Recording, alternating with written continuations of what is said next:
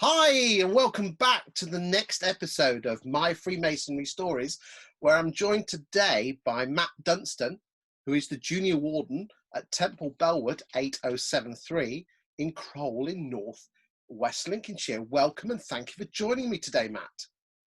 Thanks for inviting me, Chris. It's a pleasure on such a lovely sunny day. I can see the sun from your back garden, mate. Oh, bless you. About to hear the birds in the background as well. Matt, thanks for joining me. What I want to do is spend a few, 10 minutes talking about your journey as a Freemason, how you came across Freemasonry, why you joined your journey, what you like about it, what you don't like about it, and what you should potentially change, and what the future holds as well. So, if you don't mind me asking, I mean, how long have you been in Freemasonry? I've been in Freemasonry 13 years. 13 years. You must have started as a child, my friend. The grey hairs, unfortunately, not. You're that ritual. Matt, when did Freemasonry come across your path? How was it introduced to you? It was introduced by a friend of mine, Harold Woolgar, who asked me and my good friend Paul Crow if we would be interested. Now, what I knew of Freemasonry back then was I was a bit wary, I'll be perfectly honest. The only really things that I knew was of the flying squad in London, the rumours, no substantiated facts, but I was like, sorry, not for me. I'm not interested. And then Harold said to me, well, why, Matt? What's your problem? And so I said, well, you hear these stories about corruption in the police force and it's about Masonic.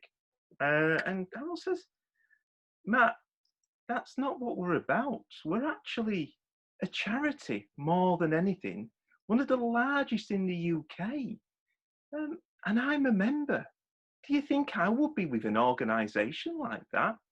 So then I had a think and I was like, well, Harold is such a gentleman and I admire him just from the relationship as a friend and everything like that. So got thinking, did a little bit of digging just to understand, met Harold and Ron Oldfield, another friend of Harold's. We met in a pub, me and Paul. Had a drink, had a chat. They answered the questions that I had, and basically were saying to me, it's a group of gentlemen. We meet up once a month. We have a drink. We go upstairs. We do a little bit of a play. We come downstairs and we have a meal. And we get to know different people from different walks of life. And that's how my journey started, from sitting in the pub, having a beer. And then I said, well, yes, I would be interested in joining. And my good friend Paul, he joined before me. And he's senior warden at this moment in time. And I'm the junior warden right behind him. But there was 18 months difference between me joining and Paul joining just because of the waiting list at Temple Belwood. 13 years to get to junior warden, that's a long wait. You must be a very popular lodge. Can you remember your first degree ceremony? I can remember it vividly, in obviously the trepidation of that night, going up the stairs. Going up the stairs and then obviously being met by the Tyler. And obviously there's parts of that need to be just kept secret at this moment in time for every new member to go through that period. What I will say though was, you'll remember it for the rest of your life. It is a lovely, lovely ceremony upstairs. And then after that ceremony, you come downstairs. At our lodge, we have a beer first, and then we go through to the dining area where we have a festive board, which all lodges do.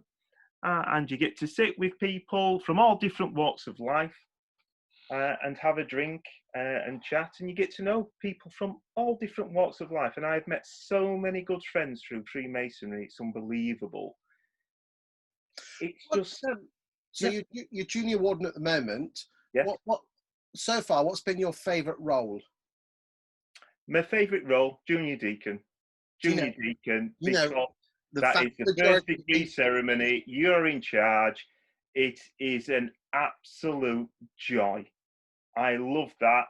And when another good mate of mine, Jason, who is behind me and he's senior deacon at this moment in time, when he was unable to do a first degree ceremony, when I was senior deacon, I quite happily jumped back in the role of junior deacon to do that role that night, because it is just a joy. And if I could just do junior deacon all the time, I'd be a happy man.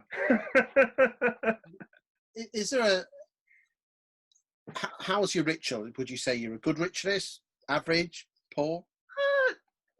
I've done quite a bit of ritual. I would say I'm pretty good. I wouldn't say I'm the best in the world, but what with ritual, I love it. Once you've learned it, Do you have a favourite piece? I have two favourite pieces. Obviously, the first degree, so the northeast corner, is absolutely.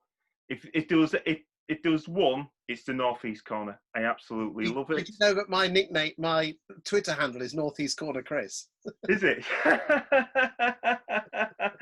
That's absolute. And the other one that I love doing is traditional history. I love that because that's just the full story sort of thing that brings it all together. That's a big piece, though, mate. Yeah. But you've been in 13 years. You get chance to learn these things and have a go and have a bash. And our lodge, they will give anybody the opportunity to learn it. And we've also done it where we split it into 6 pieces as well. So different people step forward, do a bit, then step back, and then another person does a bit and do that. So you can learn it in stages. If you want to learn the whole shebang, you can learn the whole shebang. It's whatever you want to do with ritual within our lodge. And I'm sure it's the same with most lodges that I visit anyway, that it's the opportunity. And you like visiting other lodges? I love visiting when I get the chance. Obviously, I'm a married man, 2 children, a wife. Vanishing off every evening is not going to happen. But obviously this year, up until obviously the lockdown, so more 2019, I've been travelling a bit more, visiting lodges from the Scunthorpe, Brig, Barton area. And what obviously apart from Kroll, which is your mother lodge, your mother centre, which other centre has given you the best food? The best food? If I didn't say Brig, I think I'd be in trouble. So Brig area, Brig Lodge, yeah, absolutely. Good stuff. You said charity earlier on. Charity was important to you. Why is that? Because it's my nature in life. My mum and dad brought me up that way, and I want to help people if I can, when I can, and that doesn't just mean money. That's about just giving people time to chat, just to help them out with things. It's in whatever way that helps that person, and it's fundamental to me. So that's when I actually got my head around that Masonry was about charity fundamentally. It actually was a really good marry for me, because I can give monetary with a donation, or I can give it as a standing order if I wish. But also, I meet a great group of people, like I said, from different walks of life. And I know that if I pick up the phone and says, "Oh, could you help me out with this?"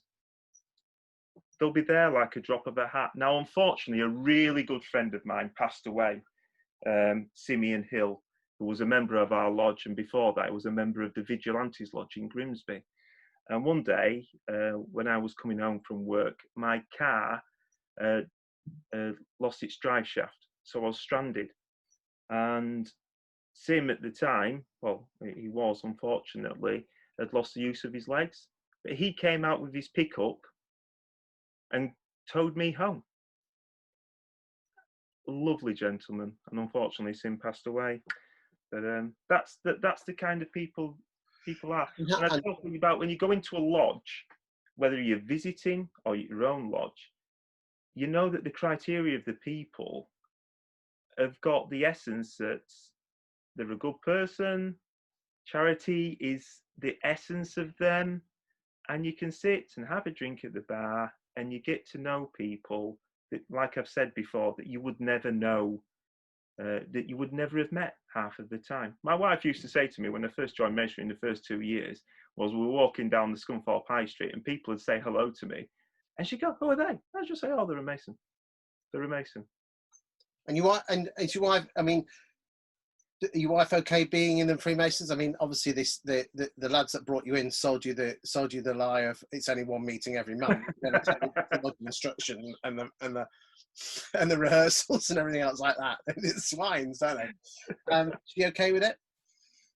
She's okay with it. Obviously, if visiting gets too much, I get the brakes put on very, very quickly. And obviously, I've got a family, and family comes first. And Masonry is very, very clear about that.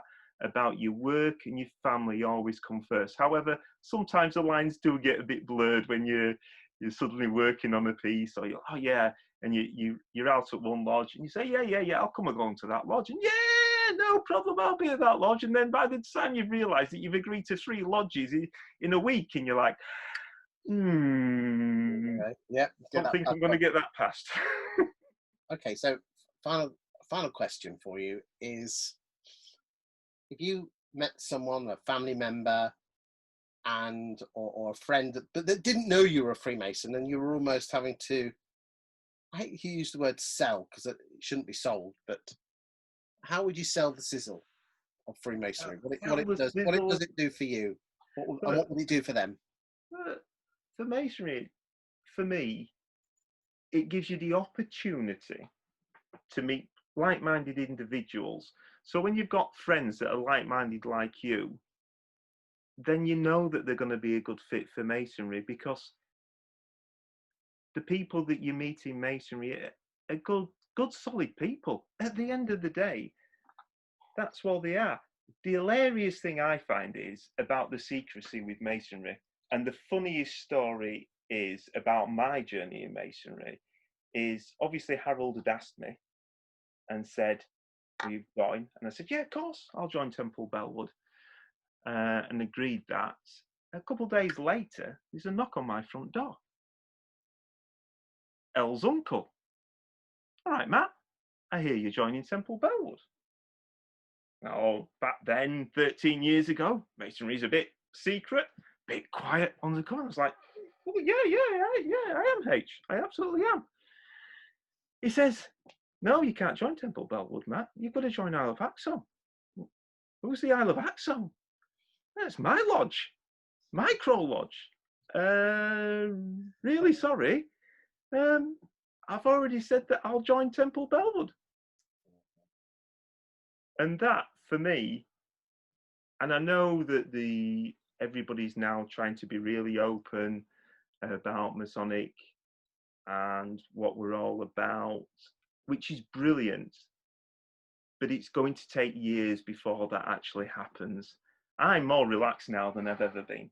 I wouldn't have agreed to this video or anything like that. If you'd have asked me 5 years ago, I would have said, no, what I do is do. But I've said, well, selling the sale of Masonic, if you want a sizzle as well.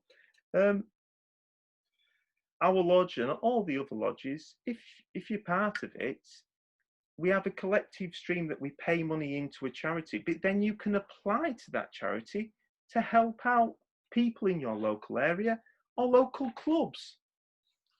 For instance, and a really good member of ours who passed away last year, Jeff Bramall, he was an amazing Mason, great ritualist, but he was also a great cricketer, and cricket is one of my passions as well.